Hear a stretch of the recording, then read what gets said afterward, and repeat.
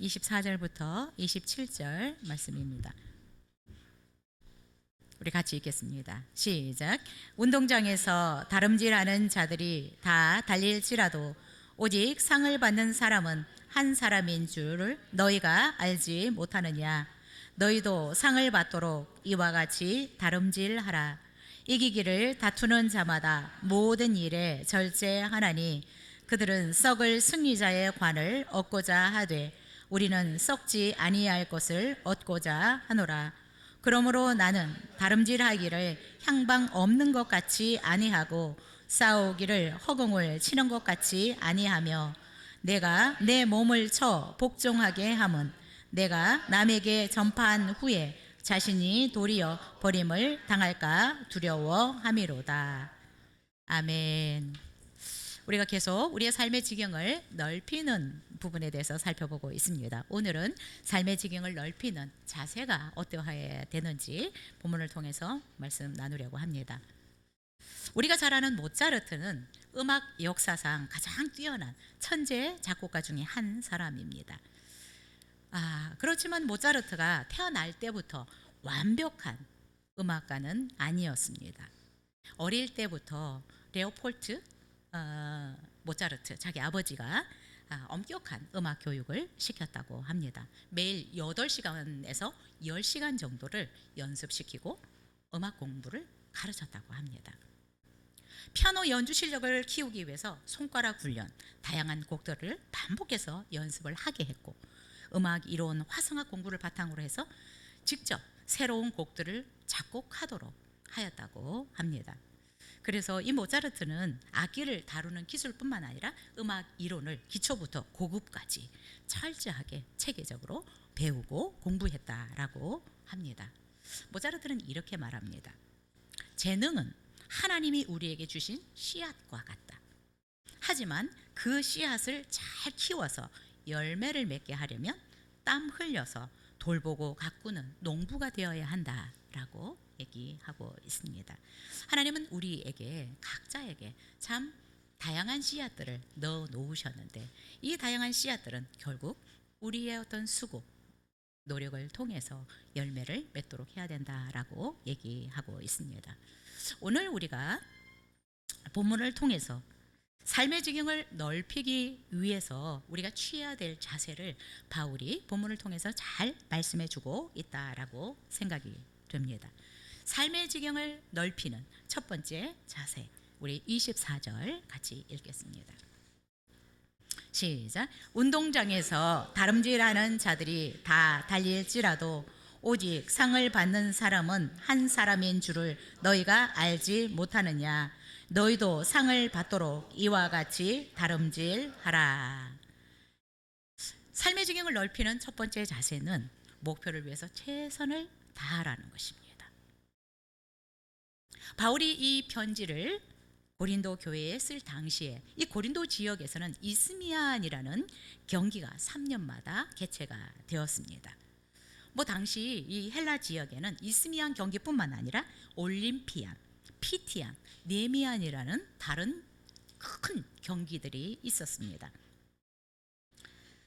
지금도 우리가 올림픽, 월드컵 이렇게 하면 굉장히 많은 사람들이 열광을 하는데 이 당시에도 수많은 사람들이 경기에 참여하였고 또 경기를 열광하였습니다. 그래서 어쩌면 지금도 보면 이 운동 경기는 단순한 스포츠를 넘어서 지금은 어떤 정치, 경제, 문화 행사로서 큰 비중을 차지하고 있다라고 생각이 듭니다. 바울은 우리의 신앙생활에 대한 교훈과 도전을 운동 경기에 비유해서 설명을 하기도 하였습니다. 여러분, 운동 경기에서 하이라이트가 무엇일까요? 결국 시상대에 올라가는 것이 아닐까 싶습니다. 시상대에 올라가는 것은 모든 선수들의 소망이고 꿈입니다. 왜냐하면 시상대는 승자만이 올라갈 수 있는 곳이기 때문입니다. 뿐만 아니라 자신의 실력을 공식적으로 인정받는 곳이 시상대이기 때문입니다. 바울은 우리가 신앙생활을 하면서 신앙의 경주를 하는 데 있어서도 상이 있다라는 것을 우리에게 주지시키고 상을 받도록 최선을 다해야 된다라고 말씀하고 있습니다. 본문에서 다 운동장에서 다름질하는 자들이 다 달릴지라도 오직 상을 받는 사람은 한 사람인 줄을 너희가 알지 못하느냐라고 말씀하셨습니다. 여러분, 이 고대 그리스나 로마 시대에 열린 이 4대 경기, 이 경기에서는 1등에게만, 지금은 보면 금은 동에 세 사람에게 상을 주지만 이 당시에는 1등에게만 상을 주는 것이 일반적이었습니다. 그래서 여러분, 1등에게만 상을 주니까 최고의 기량을 자랑하는 선수들이 경기에 출전을 해도 사실 상을 받는 것은 쉽지 않았습니다. 이런 경기 규칙을 잘 알고 있는 고린도 성도들에게 바울은 믿음의 생활을 하면서 영광스러운 상을 받으려면 우리도 최선을 다해야 된다라는 것을 가르치고 있습니다. 여러분, 우리가 살아가면서 많은 기대, 어떤 소망을 가지고 또 여러 가지 것들을 계획을 세우고 살아갈 것입니다. 그런데 우리가 최선을 다하지 않으면 어떤 일도 일어나지 않는다라는 것입니다. 그래서 진정한 승자는 꿈꾸는 자가 아닙니다. 진정한 승자는 계획하는 자도 아니고 실천하는 자입니다. 여러분, 우리가 무엇을 하든 하루아침에 좋은 결과를 얻을 수 있는 것은 아닙니다. 우리는 빨리빨리 뭔가 좋은 결과가 나왔으면 좋겠는데 생각처럼 하루아침에 좋은 결과가 나오는 것은 아니더라고요. 결과를 얻기까지 끝까지 최선을 다하는 것이 필요하다라고 생각이 듭니다. 갈라디아서 6장에서 바울은 이렇게 얘기를 합니다. 좋은 것을 거두게 되는 것은 결국 우리가 그만큼 심어야 된다라고 얘기하고 있습니다. 우리가 좋은 결과를 기대한다면 그만한 노력을, 최선을 다해야 된다라고 말씀하고 있습니다. 우리가 우리의 삶의 지경을 넓히기 위해서 계속해서 기도하고 또 최선을 다해서 살아가고 있습니다. 어쨌든 올해 우리가 우리의 지경을 넓히는 부분에 대해서 말씀을 계속 나누고 있는데, 우리의 지경을 넓히기 위한 첫 번째 자세는 내가 어떤 일을 하든 최선을 다하는 것입니다. 내가 공부를 하든 청소를 하든 설거지를 하든 내게 주어진 일을 최선을 다해서 하는 것이 중요하다. 근데 때때로 어때요? 우리의 감정의 기복도 있을 수 있고 또 뭔가 위기들이 올 수도 있습니다. 그러나 바울은 포기하지 말고 끝까지 최선을 다하라 라는 것을 우리에게 주지시키고 있습니다. 우리가 잘 아는 미국의 16대 대통령 링컨 대통령은 대통령이 되기 전에 정말 수많은 실패를 하였습니다. 주지사로 나가도 떨어지고 수많은 실패가 있었습니다. 그는 이 선거에 8번을 실패했다라고 얘기를 합니다. 그러나 8번을 실패했지만 그는 포기하지 않고 끊임없이 정치인으로 살아갈 것을 꿈꾸면서 노력하였습니다. 결국 그는 16대 대통령이 되었고, 그가 대통령이 되어서 남북 전쟁을 에서 승리하게 됐고요. 결국 노예 해방을 할 수 있었습니다. 세상에서도 최선을 다하는 자가 승리가 되고 상이 주어집니다. 바울은 세상에서도 그런 것처럼 우리가 하나님을 섬기는 데 있어서도 우리의 삶의 지경을 하나님이 넓혀주시기를 원하신다면 우리의 삶의 지경은 우리가 넓히는 것이 아니라 하나님이 넓혀주시는데, 결국 내가 어떤 능력을 가졌든 내가 하는 일이 어떤 일이든 그 일을 최선을 다해서 하라라는 말씀입니다. 저는 지금도 이렇게 뚜렷이 기억되는 그 한 장면이 있는데, 1996년도에 아틀란타 올림픽이 있었습니다. 한 달 동안 아틀란타의 그 올림픽 주변에서 전도하는 일을 했는데, 지하철에서 일을 하는 검은, 얼굴이 검은 여자분이 이렇게 청소 같은 거를 하셨는데요. 머리를 너무나 예쁘게 비싸게 주고 한 것 같아요. 아프리칸이니까 이 머리가 곱슬머리잖아요, 그렇죠? 이쁘게 따서 딱 하고, 그 당시에 이 매니큐어, 이게 네일을 붙인 것 같아요. 이 손톱이 이렇게 길었어요. 너무나 자기를 멋지게 이렇게 꾸미고 그 지하철에서 일을 하는 장면이 저는 굉장히 인상적이었어요. 자기에게 주어진 일이 지하철에서 청소하는 것이지만 정말 자기의 모습도 너무나 아름답게 가꾸고 최선을 다해서 일하는 모습이 참 너무나 인상적이었어요. 뭐 직업에는 귀천이 없다라고 얘기를 하는 모습을 제가 거기서 본 것 같기도 하고요. 어쨌든 내가 하는 일이 청소이든 설거지든 정말 주어진 일을 최선을 다하는 것이 중요하다. 특히 하나님 앞에서는 그렇습니다.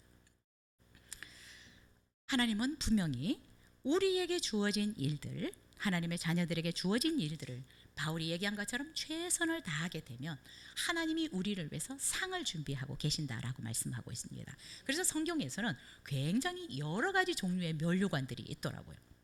영광의 면류관, 금면류관, 의의 면류관, 자랑의 면류관, 생명의 면류관, 시들지 않는 면류관, 썩지 않는 면류관. 각자에게 줄 카테고리가 종류가 달라서 그런지 모르지만 하나님은 성경에서 우리를 위해서 정말 하나님의 뜻대로 최선을 다해서 살아가는 자들을 위해서 이렇게 엄청난 면류관들을 준비하고 계십니다. 우리는 올림픽에 나가서 면류관은 못 쓸 수 있지만 하나님 앞에서는 우리가 이런 면류관을 받을 수 있지 않을까 이런 생각이 듭니다. 어쨌든 우리의 삶의 지경을 넓혀가는 데 있어서 중요한 자세는 최선을 다하는 것이다. 내게 주어진 일이 어떤 것이든 여러분 밥 먹는 것도 잘해야 돼요. 최선을 다해야 돼요. 그렇죠? 먹기 싫어도 여러분 잘 드셔야 합니다. 이것도 참 중요한 일인 것 같아요. 운동하는 것도 최선을 다해서 하는 것이 중요하고요. 계시록 22장에는 분명히 하나님 우리에게 말씀하십니다. 보라, 내가 속히 오리니 내가 줄 상이 내게 있어 각 사람에게 그 행한 대로 갚아주리라. 하나님이 주실 상이 있다라고 말씀하고요. 우리가 행한 대로 우리가 최선을 다한 것만큼 많이 한 사람은 조금 더 많이 얻을 수도 있을 것이고 적게 한 사람은 적게 얻을 수도 있을 것이다. 행한 대로 갚아주실 것이다. 그런데 여러분 하나님이 준비한 면류관은 굉장히 다양한 종류의 면류관들이 있는데 어떻든 최선을 다해서 이런 면류관을 받을 수 있었으면 좋겠고요. 그리고 최선을 다하라는 이 소제목 아래서 제가 우리 성도님들에게 이 부분은 정말 최선을 다했으면 좋겠다라고 생각되는 부분이 있는데 우리에게 주어진 직장에서의 일, 가정에서 주부로서 남편으로서 또 해야 될 일들 이런 부분들도 우리가 최선을 다하지만 하나님 앞에서 말씀 위에 내 자신을 세워가는 일에 최선을 다했으면 좋겠다. 그래서 어떤 어려움이 와도 흔들리지 않는 믿음을 가질 수 있도록 말씀 위에 나 자신을 세우는 이 일을 최선을 다했으면 좋겠다라는 생각이 들고요. 또 하나는 하나님께서 수많은 약속들을 우리에게 하고 있는데 성경에서 이 약속의 말씀들을 붙들고 기도하는 일에 좀 최선을 다했으면 좋겠다. 우리가 세상의 일들 굉장히 최선을 다해서 이렇게 참 살아가는 모습이 멋있습니다. 이렇게 덥지만 주어진 일들을 얼마나 성실하게 잘 감당해 나가고 있는지.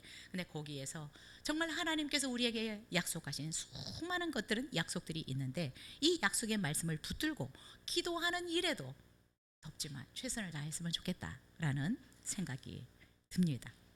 그리고 여러분 내가 가진 능력이 지극히 작을지라도 이 부분을 불평하지 말고 감사하면서 내게 주신 은혜를, 내게 주신 복음을, 내게 주신 복을, 내게 주신 재능을 나누는 일에 최선을 다했으면 좋겠다라는 생각이 듭니다. 우리는 내가 받으려고 하는 부분은 많이 받았으면 좋겠는데 내가 누군가를 위해서 쓰는 부분 또 흘러보내는 이런 부분은 최선을 다하지 않으려고 할 수 있을 것 같습니다. 내가 어떤 재능을 받았든지 이 재능을 통해서 다른 사람을 돕는 데 쓰고 내가 받은 은혜들, 내가 받은 어떤 재능들을 또 이렇게 흘러보내는데도 우리가 최선을 다한다면 하나님께서 예비하신 은혜로 우리의 삶의 지경을 넓혀주시지 않을까 이런 생각이 듭니다. 어쨌든 여러분 덥지만 우리가 하나님의 말씀 위에 나 자신을 세워가는 데 최선을 다했으면 좋겠고요. 말씀 붙들고 정말 기도하는 일에도 최선을 다 하고 우리에게 주신 재능과 은사와 또 복도 흘러보내는 일에 받는 부분에 우리가 굉장히 열심인데 흘러보내는 부분에도 열심을 냈으면 최선을 다했으면 좋겠다. 그러면 결국 하나님께서 우리의 삶의 지경을 넓혀 가시리라고 믿습니다. 우리 두 번째 25절 같이 읽겠습니다. 시작. 이기기를 다투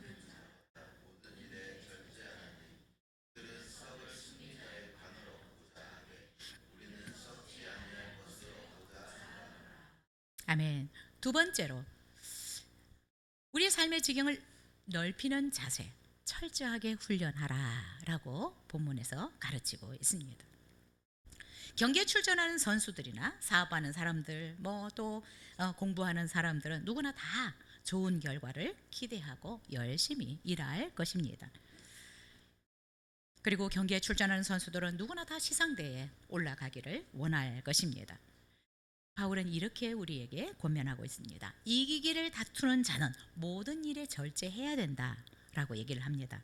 즉 치열한 그 경쟁에서 승리자가 되기 위해서는 모든 것에 절제를 해야 된다라고 얘기하고 있습니다.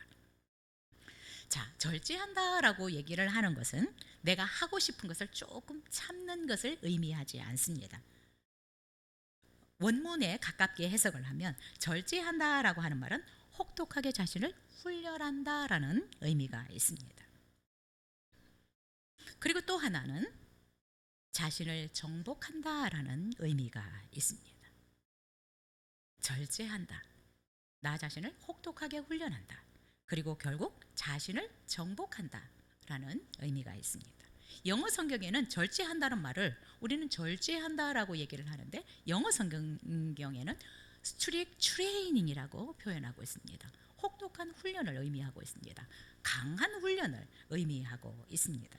그래서 우리가 경기에 이기기 위해서 또 뭔가 좋은 결과를 얻기 위해서는 삶의 지경을 또한 넓혀가기 위해서는 자신을 혹독하게 엄격하게 또 철저하게 훈련해야 된다라는 것을 우리에게 가르쳐 주고 있습니다. 우리는 좋은 결과들을 얻기를 원하지만 우리를 똑똑하게 철저하게 훈련하는 부분을 잘 하지 못할 수도 있습니다. 그러나 바울은 우리에게 얘기합니다. 자신을 철저하게 훈련해야 한다. 혹독하게 어쩌면 자신을 정복하게 훈련을 해야 된다라고 얘기를 하고 있습니다.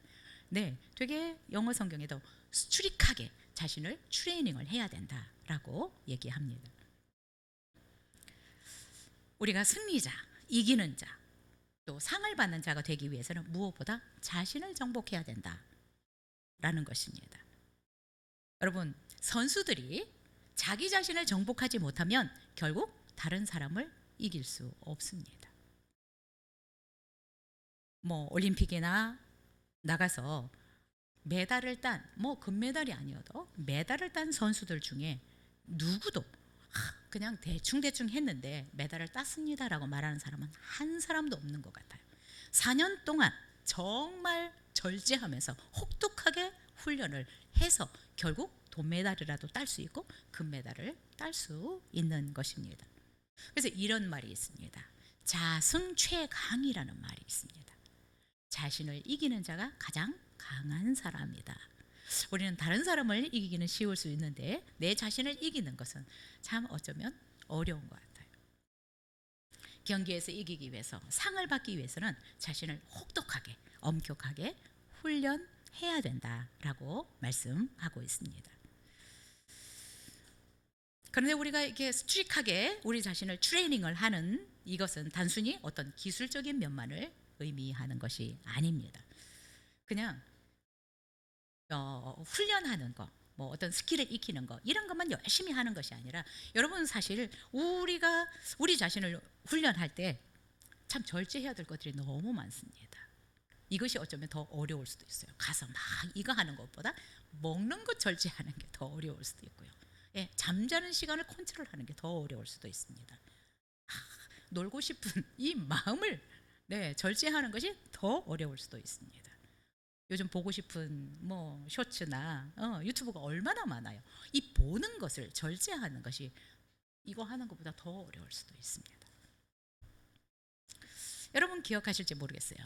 우리나라에서 1988년에서 8년에 서울 올림픽이 있었을 때 정말 세계인의 시선을 집중시켰던 경기가 있습니다. 그것은 벤 존슨과 칼 루이스가 100m의 결승전이 있는 경기입니다. 벤 존슨은 9.79라는 신기록으로 결승선을 통과했습니다. 근데 칼 루이스는 9.92라는 기록으로 결승선을 통과했습니다. 그런데 여러분, 금메달을 딴 사람은 벤 존슨이 아니라 칼 루이스였습니다. 이유는 스테로이드 종류의 약물 복용을 했기 때문에 벤 존슨은 기록은 좋았지만 금메달을 목에 걸지 못했습니다.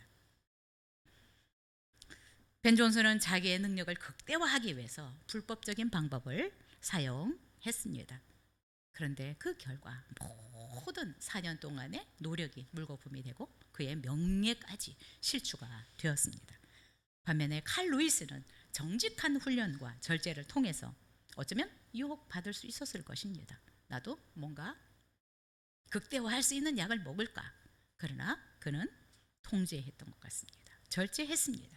정당하게 경기를 하여서 결국은 금메달을 목에 걸었습니다.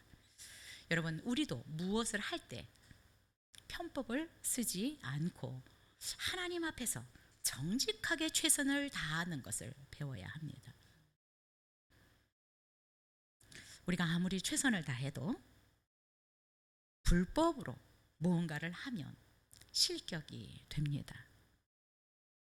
세상에서도 어떤 테스트를 통해서 이들의 어떤 불법적인 행위를 잡아나는데 하나님은 우리의 마음과 생각까지 아는 분입니다. 그래서 우리가 하나님 앞에서 자꾸 잔머리를 굴리고 편법을 쓰려고 하지 않아야 합니다. 그래서 우리는 혹독하게 우리가 하나님의 말씀대로 살아가는 이 훈련을 하는 것이 어렵겠지만 굉장히 중요하다.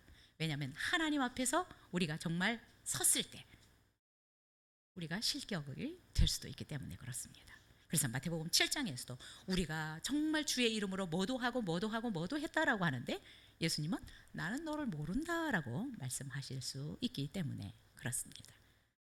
여러분, 그래서 눈가림 하나님은 속일 수가 없습니다. 편법을 쓰지 않았으면 좋겠고요.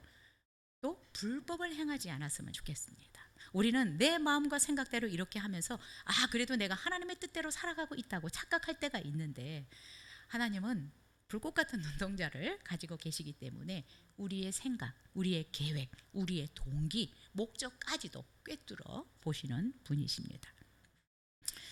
우리는 우리 자신을 정말 하나님의 말씀대로 살아가도록 편법 쓰지 않고 말씀이 아니라 내 생각대로 하는 불법을 행하는 그런 자가 되지 않도록 우리 자신을 훈련해야 된다라고 생각이 됩니다. 여러분, 자꾸 우리는 조금 쉬우면 쉬운 방법을 택하려고 합니다. 그러나 여러분, 조금 어렵더라도 좁은 길을 갈 수 있기를 바라고요. 하나님의 말씀을 따라 살아가는 훈련들을 하면 좋겠습니다.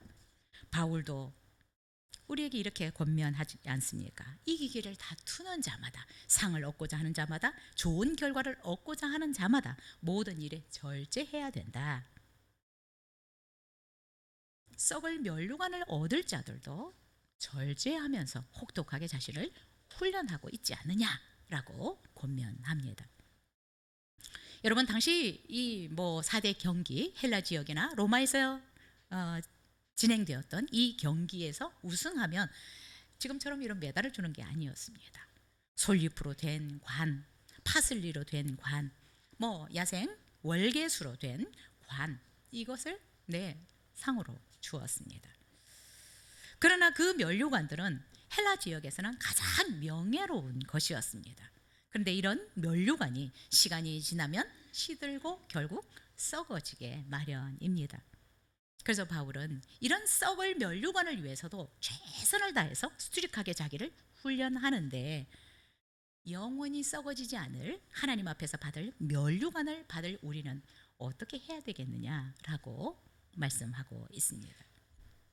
바울은 세상에서 받을 이 면류관, 썩을 면류관을 위해서도 최선을 다해서 혹독하게 훈련한다면 썩지 않을 면류관을 위해서 우리는 더 우리 자신을 철저하게 엄격하게 절제하면서 훈련해야 된다라는 것을 강조하고 있습니다.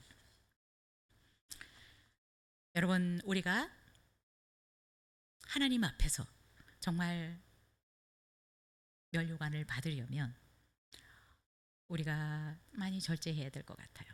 그렇죠? 그리스도인으로서 보지 말아야 될 것, 가지 말아야 될 것, 하지 말아야 될 것, 이런 것들을 우리가 잘 자르지 않으면, 이런 것을 절제하지 않으면 하나님 앞에 섰을 때 실격이라고 말할 수 있고, 너는 불법을 행했다라고 말할 수 있을 것 같습니다.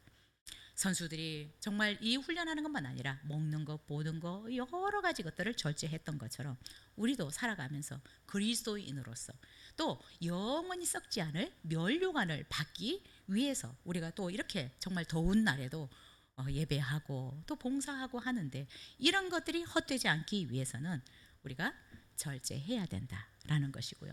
불법을 행하지 않아야 된다라는 것을 기억하면 좋겠습니다. 그러면 여러분, 우리가 잔머리 굴리고 불법을 행해서 뭔가 챙기는 것 같지만 결국은 이것이 우리에게 더 해가 될 때가 있습니다. 그래서 우리가 이 세상의 법을 따라 살아가지 않았으면 좋겠고요. 참 우리나라는 법을 자꾸 피해가려고 하는 것들이 있어요. 그리고 자꾸 이렇게 거짓말을 해서 이익을 챙기는. 그래서 이제 뭐 복지나 이런 쪽도 보면 참 정직하지 않은 분들이 그 혜택들을 그냥 누리고 살아가는 부분도 많고, 그래서 우리는 그리스도인으로서 이 세상이, 한국의 어떤 문화가 이런 문화라고 할지라도 우리가 이 문화를 바꾸어가는 자들이 되어야 된다라고 생각이 듭니다. 우리가 있는 직장에서 또 우리가 하는 어떤 그 영역에서 어떤 정직하게 살았으면 좋겠습니다. 때때로 불이익을 당할 수도 있고 융통성이 없다라는 얘기로 들을 수 있지만 하나님의 말씀을 따라서 정직하게 살아간다면 결국은 하나님이 우리의 지경을 넓혀주실 것이라고 생각이 들고요. 결코 손해보게 하지 않을 것이라고 생각이 듭니다.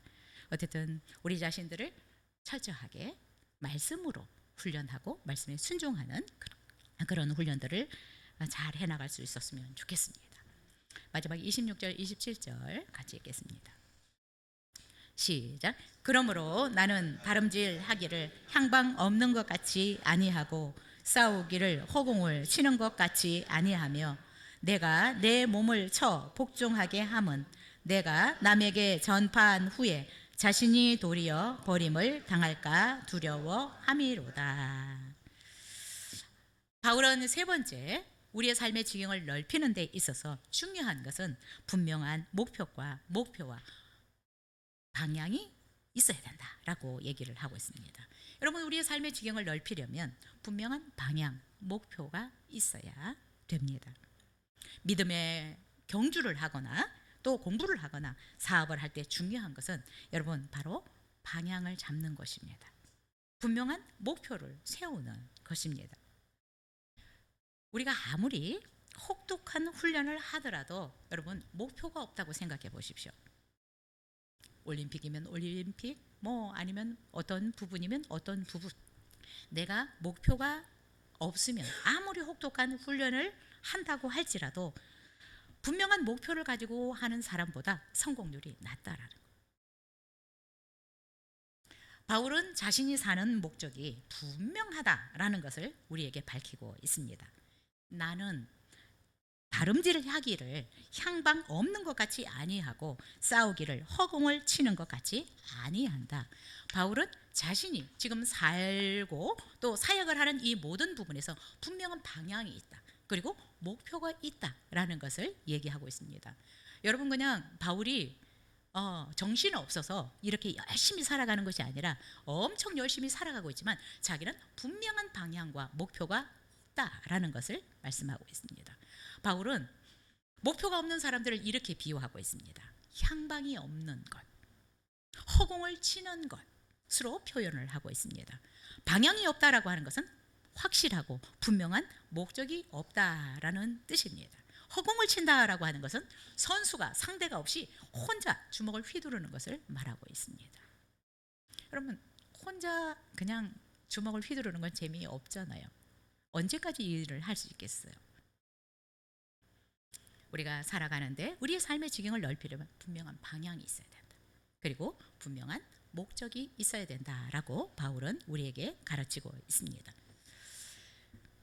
바울은 우리가 신앙생활을 할 때 결승선이 어디인지도 모르고 달리는 경주자나 상대 없이 그냥 혼자 연습하는 권투 선수와 같지 않아야 된다라고 말씀합니다.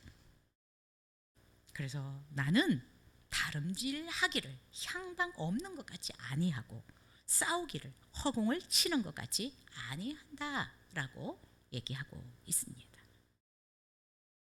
고린도 교회 성도들을 향해서도 너희들도 분명한 방향과 목적이 있어야 된다라는 것을 얘기하고 있습니다. 빌립보서 3장에서도 바울은 이렇게 고백합니다. 표대를 향하여 그리스도 예수 안에서 하나님이 위에서 부르신 부름의 상을 위하여 달려간다. 바울은 분명한 방향, 목적이 있었습니다. 바울의 방향은 무엇이었느냐? 예수 그리스도였습니다. 그 방향은 예수 그리스도였습니다. 그의 목표는 하나님이 나를 바울 사도로 부르신 그 부르심의 상을 위해서 쫓아가는 것이다. 최선을 다하는 것이다 라고 얘기했습니다. 여러분, 많은 사람들이 열심히만 살면 된다라고 생각할 수 있습니다. 근데 열심히만 살아서는 되는 것이 아니라 속도보다 중요한 것은 방향입니다. 내가 열심히 사는데 무엇을 위해서 열심히 살아갈 것인가? 굉장히 중요한, 무엇을 위해서 내가 열심히 공부할 것인가? 무엇을 위해서 내가 열심히 일을 해서 돈을 벌 것인가? 이 방향이 굉장히 중요하다라는 생각이 듭니다. 여러분도 내가 왜 이렇게 열심히 살지?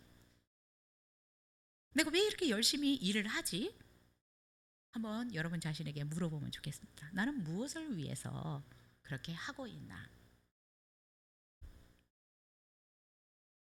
열심히만 한다고 해서 중요한 것은 아닙니다. 분명한 방향, 분명한 목적이 있어야 된다라는 것입니다. 바울의 삶과 그의 사역은 분명한 방향이 있어서 예수 그리스도를 향한 방향과 하나님이 그를 사도로 부르신 이 부르심을 위해서 최선을 다하는 것이 그의 목표였습니다. 사도행전 20장에서도 바울은 이렇게 고백합니다. 내가 달려갈 길과 주 예수께 받은 사명 곧 하나님의 은혜의 복음을 증언하는 일을 마치려 하면은 나의 생명을 조금 더 귀한 것으로 여기지 아니한다. 바울은 굉장히 분명한 방향과 목적을 가지고 살았습니다. 근데 정말 우리가 따라갈 수 없을 만큼 그는 열정적인 삶을 살았습니다. 어쩌면 어떻게 저렇게 살아갈 수 있을까?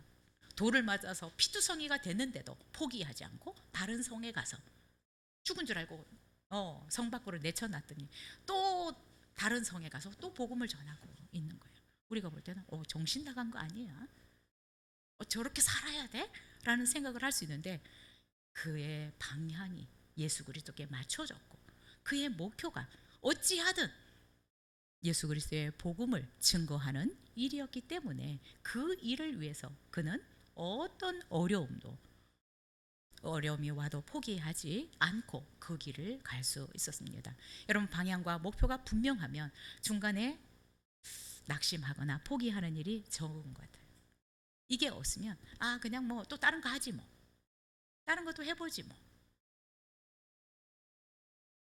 그래서 우리가 신앙생활을 하는 데에도 참 나는 이렇게 신앙생활을 열심히 하고 또 하나님께서 나에게 은혜를 주셔서 나에게 풍성함을 주신다면 내가 또 이런 것들을 어떻게 쓸 것인가, 이런 것들도 생각을 하면서 살아가면 좋겠다라는 생각이 듭니다.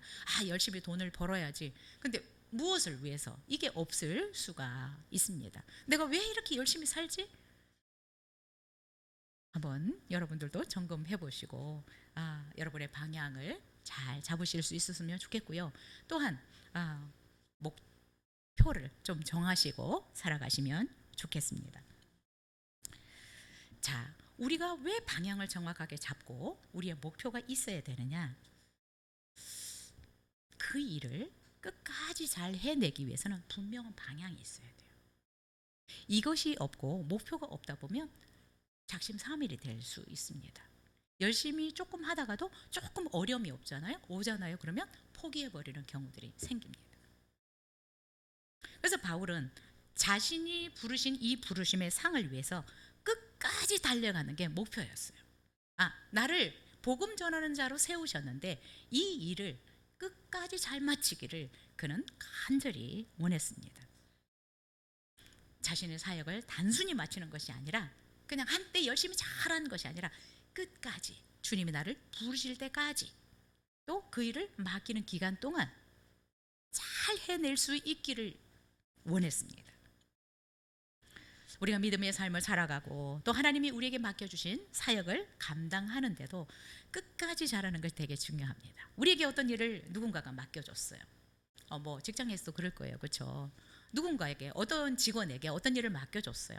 그런데 어려움이 있을 수도 있고 문제도 생길 수 있지만 그 일을 끝까지 잘하는 사람이 사장님이 얼마나 좋겠어요. 하나님도 우리에게 주어진 일들을 끝까지 잘해내기를 원하고 있습니다. 그러려면 분명한 방향과 목적이 있어야 된다라는 것입니다.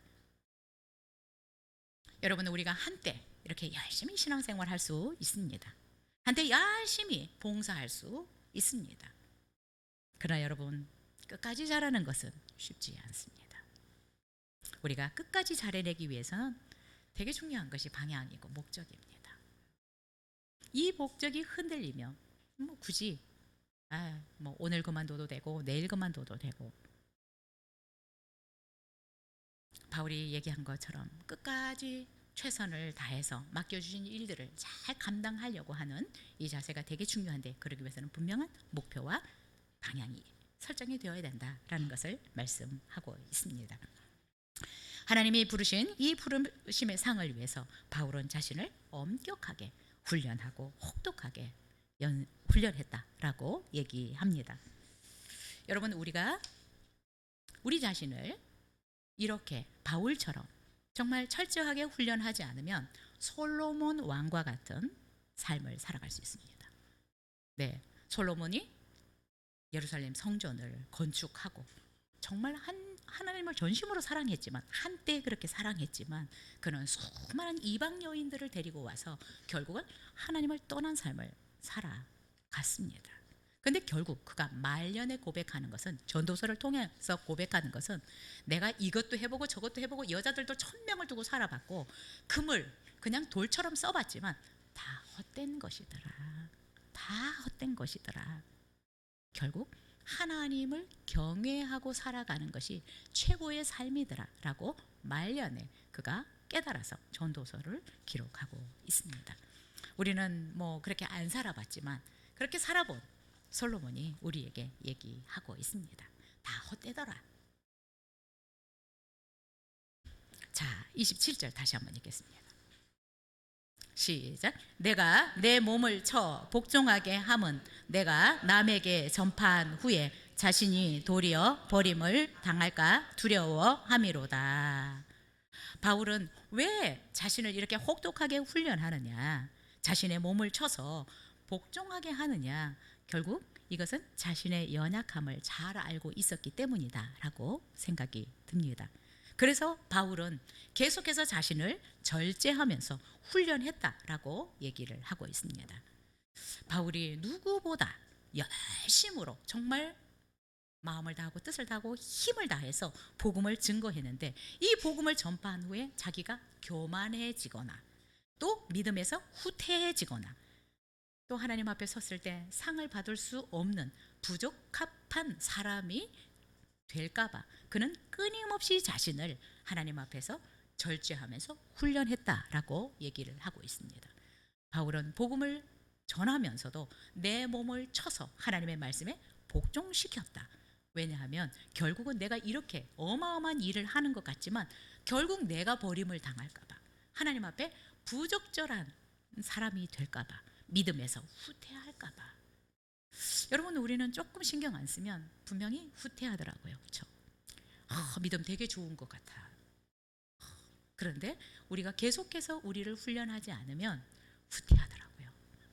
네, 점점 게을러지고 점점 하는 것이 기쁘지 않고.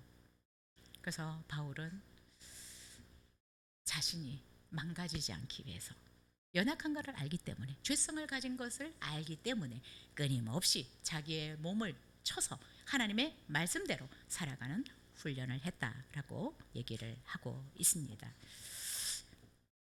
여러분, 우리는 죄성을 가진 연약한 사람들입니다. 누구도 나는 끝까지 이렇게 끝까지 이렇게 살 수 있다, 아무도 장담할 수 없는 것 같아요. 그래서 우리가 우리의 삶을 잘 마치는 거, 선종하는 거 쉽지 않은 것 같습니다. 왜냐하면 연약하고 죄성을 가진 존재들이기 때문에 그렇습니다. 그래서 여러분, 우리의 연약함을 우리 스스로가 알고 자만하지 말고 끊임없이 우리 자신을 하나님의 말씀으로 훈련시켜가는 자들이 되었으면 좋겠습니다. 그리고 우리가 타락하지 않을 수 있는 것은 내 마음과 생각을 자꾸 하나님의 말씀에 두는 것입니다. 내 마음에 하나님의 말씀을 두는 것입니다. 그리고 끊임없이 하나님의 말씀 앞에 나가서 나를 비춰보는 것입니다. 그렇지 않으면 여러분, 대충 이렇게 해도 나 괜찮게 신앙생활 하는구나 착각하면서 살아갈 수 있거든요.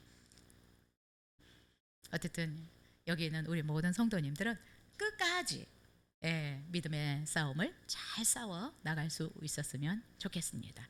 그래서 하나님 앞에 섰을 때 아까 얘기했던 수많은 면류관 중에 그 면류관들을 우리가 다 받을 수 있는 자들이 되었으면 좋겠습니다. 바울은 그의 삶을 마감하면서 디모데 후서를 기록하면서 이렇게 고백하고 있습니다. 나는 선한 싸움을 싸우고 나의 달려갈 길을 마치고 믿음을 지켰으니 이제후로는 나를 위하여 의의 면류관이 예비되었으므로 주곧 의로우신 재판장이 그 날에 내게 주실 것이며 내게만 아니라 주의 나타나심을 사모하는 모든 자에게도니라. 바울에게만 아니라 이 믿음의 싸움을 잘 싸우면 우리 모두에게도 이런 면류관을 준비하고 계신다라고 고백하고 있습니다.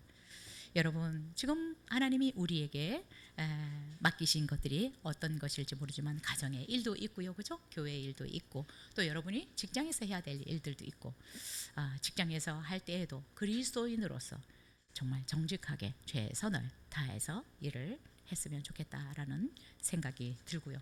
결국은 사장님이 나를 모르는 것 같아도 하나님이 여러분을 다 보고 계시기 때문에 저는 하나님께서 내가 주어진 일들을 충성스럽게 해나가면 하나님이 우리에게 보너스를 주신다라고 생각이 들어요.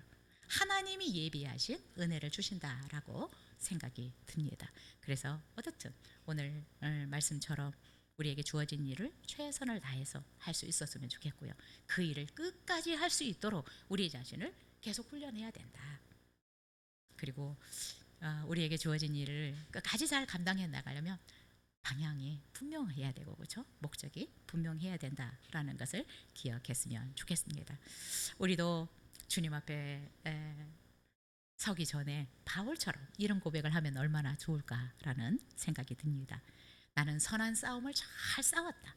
나의 달려갈 길을 잘 마치고 그 과정에서 믿음을 배반하지 않고 믿음을 잘 지켰다. 이제 나를 위해서 하나님이 예비하신 면류관을 나는 기대한다. 네, 이런 고백을 하면 너무 좋겠다라는 생각이 듭니다. 우리 교수님이었던 찰스 크래프트가 아니고 로벌 이 교수님도 한때 미국에서 리더십 교수님이셨는데 너무 잘 나간 거예요. 승승장구하셨어요. 근데 이분이 넘어지신 거예요. 그래서 한참 어려운 시간들을 많이 보내신 것 같아요.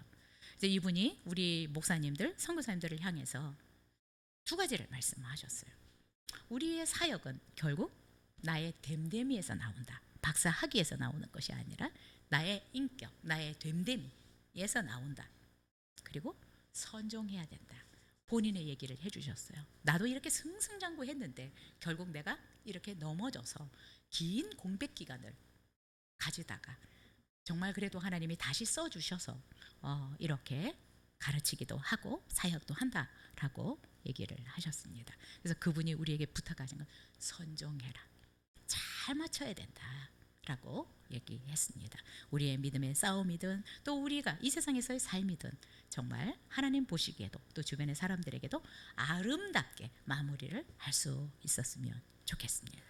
오늘 말씀을 통해서 여러분은 어떤 부분을 하나님께서 여러분들에게 말씀하시는 것 같습니까? 우리가 우리 자신을 좀 돌아보고 오늘 말씀을 나에게 비추어서 좀 보고 기도하는 시간을 가졌으면 좋겠습니다. 우리 주의 세무 부르시고 우리의 삶의